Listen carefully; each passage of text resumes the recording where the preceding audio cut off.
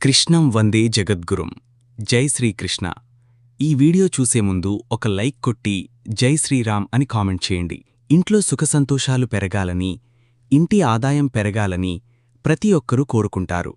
అయితే మన జ్యోతిష్య శాస్త్రాలలో వివరించబడిన కొన్ని శక్తివంతమైన పరిహారాలను పాటిస్తే మీ ఇంటి ధనాదాయం బాగా పెరుగుతుంది. లక్ష్మీదేవి మీ ఇంట్లోకి అడుగుపెడుతుంది.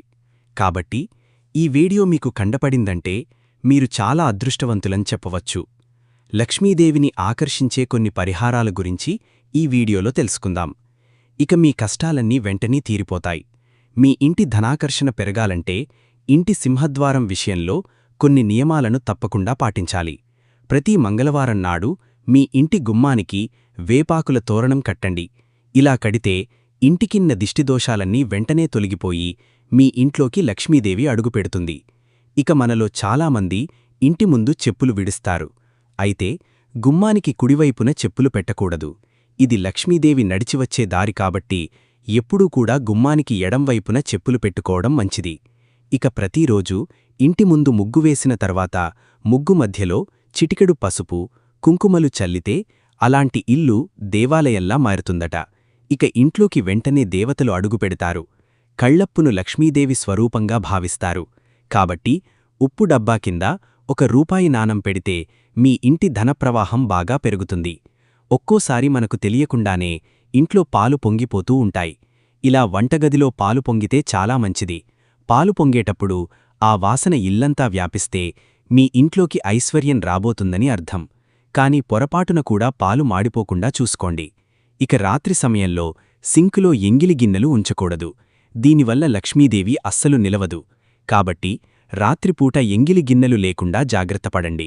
వంటగదిలో ఉండే బియ్యం, పప్పు గబ్బాలు పూర్తిగా ఖాళీ అవ్వకూడదు. వంటగదిలో ఉండే ధాన్యం ఎల్లప్పుడూ నిండుగా ఉండాలి. బియ్యం అలాగే పప్పుధాన్యాలు ఖాళీ అయితే దరిద్రానికి సూచన. కాబట్టి వీటిని ఎల్లప్పుడూ నిండుగా ఉంచుకోండి. లక్ష్మీదేవికి అత్యంత ప్రీతికరమైన వాటిలో దక్షిణావృత శంఖం ఒకటి. కాబట్టి శంఖంలో పాలు పోసి ఆ పాలతో లక్ష్మీదేవికి అభిషేకం చేస్తే లక్ష్మీదేవి వెంటనే అనుగ్రహించి పట్టిందల్లా బంగారమయం అవుతుంది. ఇక ప్రతిరోజూ ఇంట్లో దీపారాధన చేయలేనివారు పచ్చకర్పూరంతో లక్ష్మీదేవికి హారతి ఇస్తే ఇంట్లో అష్టైశ్వర్యాలు, సుఖసంతోషాలకు లోటు లేకుండా మీ ఇల్లంతా సిరిసంపదలతో నిండిపోతుంది. ఇక వాస్తు ప్రకారం మీ బీరువాలో డబ్బు పెట్టే చోట ఒక చిన్న అద్దం ముక్కను పెట్టుకోండి. బీరువాలో ఉన్న డబ్బు, నగలు అద్దంలో ప్రతిబింబిస్తే మీ సంపద రెట్టింపు అవుతుంది. ముఖ్యంగా మీ బీరువాలో పెట్టే నగలు, డబ్బును ఎర్రటి వస్త్రంపైన పెట్టుకోండి. దీనివల్ల వృధా ఖర్చులు లేకుండా మీ సంపద నిలకడగా ఉంటుంది. అలాగే డబ్బు దాచే ప్రదేశంలో పచ్చకర్పూరం పెడితే లక్ష్మీదేవి త్వరగా ప్రసన్నమవుతుంది. దీనివల్ల మీ సంపద పెరుగుతుంది. వాస్తు ప్రకారం బీరువాను నైరుతి మూలలో పెట్టి ఉత్తరం వైపుకు తెరిస్తే మీ ఇంట్లో లక్ష్మీదేవి తాండవిస్తుంది. ఇక పసుపు, అక్షింతలకు చాలా దైవశక్తి ఉంటుంది. కాబట్టి 21 అక్షింతలను ఒక పేపర్లో చుట్టి మీ పర్సులో పెట్టుకోండి. అప్పుల బాధలు లేకుండా మీ సంపద పెరుగుతుంది. ఇక మనం చేసే చిన్న చిన్న పొరపాట్లు మన ఇంటి ఆదాయాన్ని తగ్గిస్తాయి.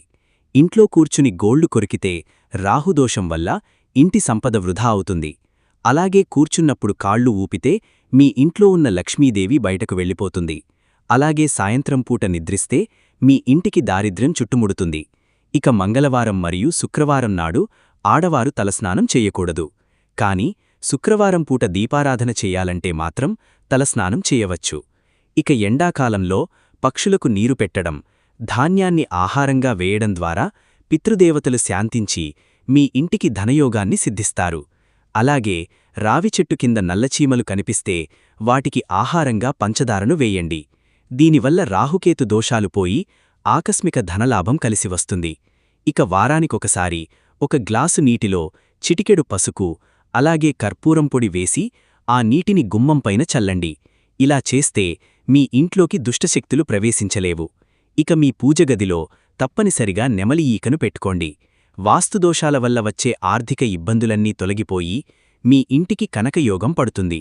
ఇక ముఖ్యమైన పనిమీద బయటకు వెళ్లేటప్పుడు పెరుగులో పంచదార కలిపి తినండి.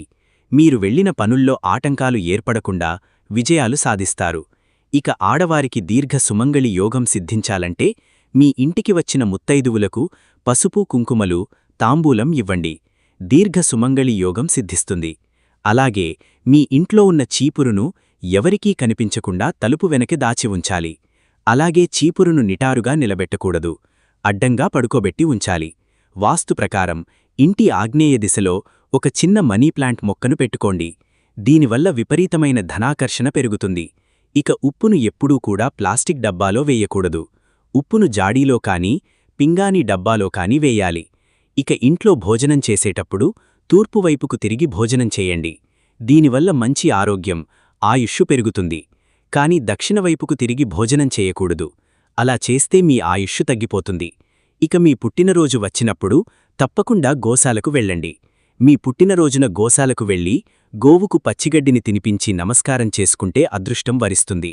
వాస్తు ప్రకారం మెట్ల కింద ఖాళీ ప్రదేశం ఉంటే అక్కడ ఒక చిన్న తొట్టెలో చేపలు లేదా తామర మొక్కలు పెంచితే మీ ఇంట్లో ధనం నిలకడగా ఉంటుంది. ఇక మీ పనుల్లో తరచు ఆటంకాలు ఏర్పడుతుంటే ప్రతి బుధవారం 21 గరిక ఆకులతో గణపతిని పూజించండి. ఇక వారానికొకసారి మీ దగ్గరలో ఉన్న అమ్మవారి దేవాలయానికి వెళ్లి అమ్మవారికి గాజులు సమర్పించి నమస్కారం చేసుకుంటే మీ భర్త ఆయుష్షు పెరుగుతుంది. ఇక ప్రతి ఒక్కరి ఇంటికి ఉత్తర ద్వారం, కిటికీ ఉండాలి. ఉత్తరం వైపున కిటికీని కనీసం గంటసేపు తెరిచి ఉంచితే కుబేరశక్తి ఇంట్లోకి ప్రవేశిస్తుంది. దీనివల్ల మీ ఇంట్లో లక్ష్మీదేవి తాండవిస్తుంది.